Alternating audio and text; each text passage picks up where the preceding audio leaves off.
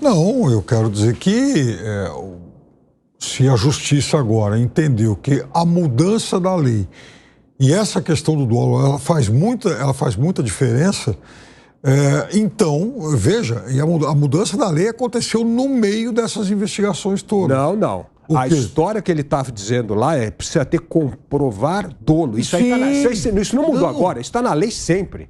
O problema é o seguinte, é esse o ponto que eu estou dizendo.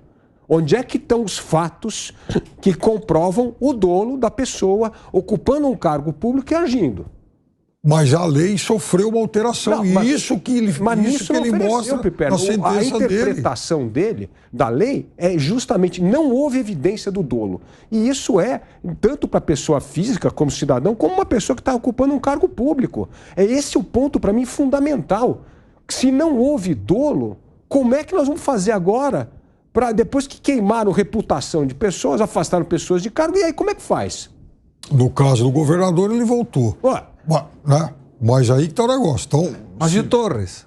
Quem devolve a vida do homem? O Torres, aliás, ele continua sendo alvo de outras investigações. Mas nesse caso, realmente... Não estava no país. Se não houve...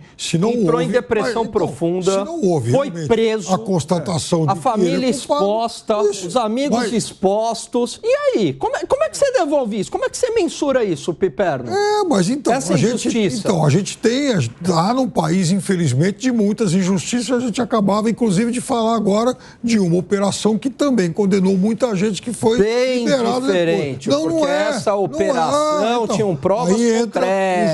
O juízo de valor. Não é juízo de valor, não, senhor. Eles tinham provas concretas. Estamos ocultando que houve corrupção? Mas ninguém está negando, ninguém está ocultando que houve corrupção. O que dá para discutir são algumas condenações, até porque foram muitas, de baseada. Nesse caso, do 8 de janeiro, me parece, na sentença, eles falam, inclusive, de erros, improbidade, mas não de dolo. Então, enfim, de alguma forma, essas pessoas têm que ser ressarcidas, é óbvio, elas têm que procurar reparação, é óbvio, e os outros processos continuam. Ô Piperno, agora, prender o secretário de Segurança Pública do Distrito Federal, que estava viajando, não é uma medida excessiva? E aí se mostra excessivo agora? É óbvio. Quer responder, Piperno? Alan, eu quero dizer para você o seguinte.